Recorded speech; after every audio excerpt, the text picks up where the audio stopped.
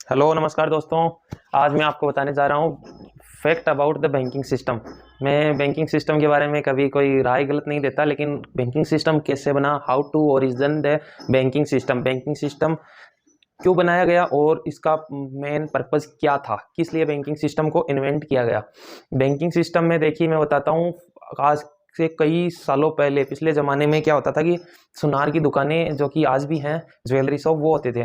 ठीक है, jewellery shop में सरकार ने जैसे सोने के सिक्के चलते थे या फिर चांदी के सिक्के चलते थे। वो चांदी के सिक्के तो लास्ट टाइम तक भी चलते थे, आज से 100 साल पहले तक भी यमन में वगैरह वहाँ पे चलते थे चांदी के सिक्के। तो तांबे के चांदी फर्स्ट टाइम सोने के सिक्के चलते थे इंडिया को, इसीलिए सोने की चिड़िया बोला जाता है।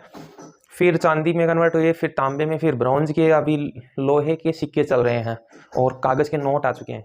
तो ये जर्नी इस तरह से स्टार्ट हुई थी। जब सोने के सिक्के चलते थे तो क्या हुआ कि लोग उन सोने के सिक्कों को थोड़ा सा कुतर लेते थे। जैसे मेरे पास 1000 रुपए के सिक्के आए, मैंने उनको थोड़ा थोड़ा तोड़ लिया, आगे पास कर दिया, फिर दूसरे के पास चले गए, फिर तीसरे के पास चले। ऐसे ही मार्केट में सोने के सिक्के सर्कुलेट होते रहते थे।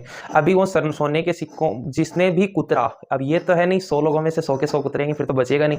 तो 100 में से 5 या 1-2 लोग ऐसे थे कि वो समझदार चालाक थे, तो उन्होंने वो कुतर लेते थे सोने के सिक्के, और जैसे कुतरते कुतरते छोटे पड़ने लगे। तो फिर देश का राजा हुआ, तो वहाँ के जो इकोनॉमिस्ट थे उन्होंने सोचा कि ये ऐसा क्यों हो रहा है, हमारे सोने के सिक्के क्यों कुतरे जा रहे हैं। उन्होंने रीज़न जानने की कोशिश की, तो रीज़न में पता चला कि कुछ लोग हैं जो सोने के सिक्के कुतर लेते हैं। तो उन्होंने चांदी के सिक्के निकालने शुरू कर दिए।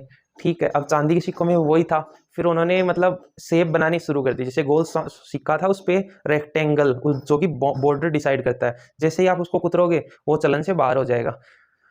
ये इकोनॉमिस्ट ने ये समझदारी दिखाई, उनमें रेक्टेंगल शेप या फिर कुछ भी, जैसे चित्र राजा का, रानी का, देश का, जैसे आज भी 2 रुपए के सिक्के में भारत का एक सिम और नक्शा बना रहता है। तो ये सब पहले भी होता था, ये इसीलिए होता था कि उनको कुतरे नहीं। जबकि आज की गवर्नमेंट ने ये सोचा नहीं कि लोहे के सिक्कों को कौन कुतरेगा, लेकिन फिर भी उन्होंने वही सेम पैटर्न फॉलो करते रहे। इसके पीछे लॉजिक ये है कि उनको कुतरते थे इसलिए वो उनको वो पैटर्न था, लेकिन आज पैटर्न की ज़रूरत नहीं है। और फिर जैसे फॉर एग्जांपल वो मार्केट में वो पैसा आता था, उस पैसे को जैसे किसी सुनार की दुकान है, तो अगर मेरे पास 100 सोने की मोहरें हैं तो वो मैंने सुनार को जमा करवा दी। अभी सोनार ने बोला कि ये सोने की मोहरें मेरे पास हैं, मैं तुमको एक कागज़ पे लिख के देता हूँ कि 100 सोने की मोहरें मेरे पास है, जिसको भी ये मोहरें चाहिए वो मेरे पास आए और आकर के ले जाए और मेरे को ये कागज़ मेरा वापस दे दे। एज ए चेकबुक मान के चलो आप। ठीक है, सुनार ने उसको दे दी, सोने की मोहरें रख ली।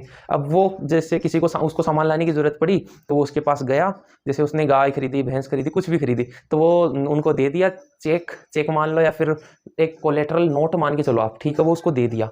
ऐसे ही मार्केट में एक आदमी आया, फिर 2 आए, फिर 3 आए। अब लोगों को ये एहसास होने लगा कि सोने के सिक्कों को जेब में रख कर जाना इज़ नॉट द सेफेस्ट वे।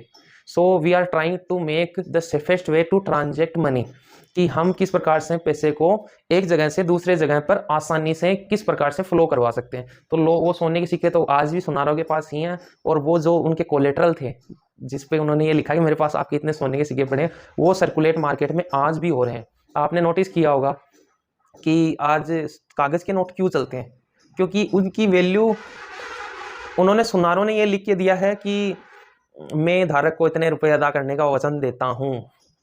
तो वो कोलेटरल हो गया, अभी उसको मार्केट में वो सर्कुलेट हो रहा है, जबकि उस कागज़ के टुकड़े की कोई वैल्यू नहीं है। और आज तक कोई भी लोग उन सुनारों की दुकान के पास नहीं गया कि आपके कागज़ के नोट पकड़ो या कोलेटरल पढ़ो, वो जो सोने की वैल्यू है वो आप हमें दे दो, वो सोना हमें दे दो। लेकिन ऐसा कभी हुआ नहीं, फ्यूचर में शायद होगा भी नहीं। इसी प्रकार से कागज़ के नोटों का प्रचलन और मार्केट में मनी सर्कुलेट होने लगा। फिर सरकार आई तो उन्होंने कोलेटरल ना लेके, कोलेटरल जमा करके करेंसी कागज़ में निकालनी शुरू कर दी। और 100 सालों में ही ये हुआ है, पिछले 100 सालों में ये हुआ है कि कागज़ की करेंसी मार्केट में आने लग गई। वही करेंसी आज घूम रही है। फिर वही सुनार की दुकानें बैंक्स बन गई, उन बैंक्स ने वो नोट बनाना शुरू कर दिया। सबसे बड़ी सुनार की दुकान तो रिजर्व बैंक ऑफ इंडिया है। फिर उसके नीचे छोटी सब ब्रांचेज जैसे SBI हो गया, IDBI हो गया, ICICI बैंक हो गया, सभी छोटी दुकानें सुनार की, और बड़ी दुकान है रिजर्व बैंक ऑफ इंडिया।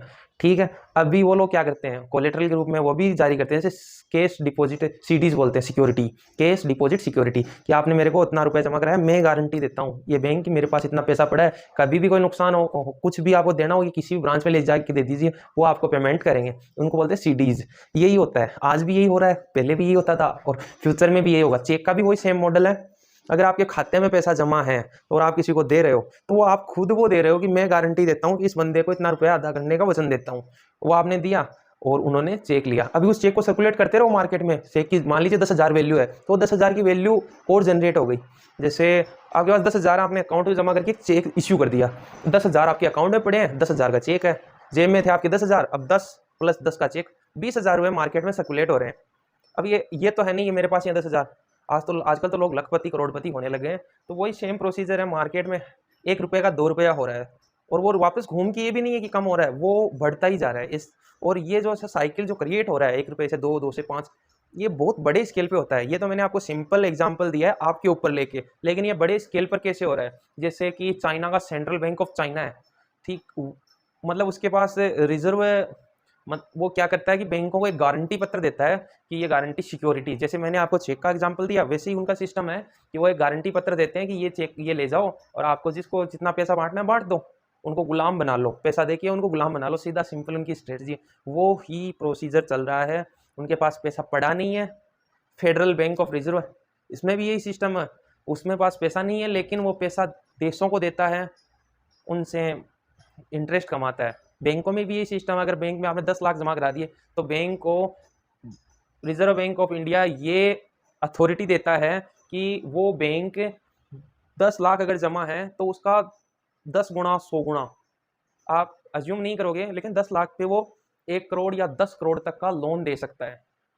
अभी आप सोचो कि आप एक कस्टमर हो, दूसरा बंदा है लोन लेने वाला, आप बैंक के पास आए, आपने 10 लाख जमा कराए, उसको 10 करोड़ की रिक्वायरमेंट है, हमने उसको 5 करोड़ दे दिए, 5 करोड़ पे 10% रेट ऑफ इंटरेस्ट सालाना की दर से हमें कितना मिलेगा, समझ रहे हो? और मेरे को जिसका 10 लाख जमा है, मेरे को उसको कितना देना पड़ेगा? अगर 5% मान के चलूँ तो 10 लाख का 50,000 एक साल का देना पड़ेगा, ठीक है। अब जिसके पास, जो मेरे पास लेने आया है, ठीक है, जो मेरे पास लेने आया है उसको मेरे को 2.5 लाख रुपए देने होंगे एक साल का इंटरेस्ट ही ओनली, सॉरी 25 लाख रुपए इसको इंटरेस्ट देना होगा। अभी मेरे पास तो इससे 25 लाख मिल गया मेरे को, और पहले मैं ब्याज नहीं काटूंगा, मूल नहीं काटूंगा, पहले ब्याज लूंगा उससे, उसके बाद मूल लूंगा, तो इसको देना ही पड़ेगा। अभी मेरे पास तो 25 लाख रुपए आ गए जेब के अंदर, मान लीजिए मैं बैंक हूँ, मेरे पास 25 लाख आ गए, मेरे को देना कितना? 10,000 रुपये, मैंने इसको दे दिया, पैसा इसका है, कमा मैं रहा हूँ, सिंपल चीज़ है। बट थोड़ा सा आप दिमाग लगा के कॉन्सेप्ट लगा के समझोगे तो आपको क्लियर होगा कि ऐसा कुछ भी होता है, but this is exactly, you must exactly believe that this happen with your our banking system, economic system। और इसी सिस्टम की वजह से मार्केट जल्दी क्रेश भी होगा, फ्यूचर में ज़्यादा अप्स एंड डाउन्स आएंगे, एंड अप्स एंड डाउन्स में अपॉर्चुनिटी जरूर होती है।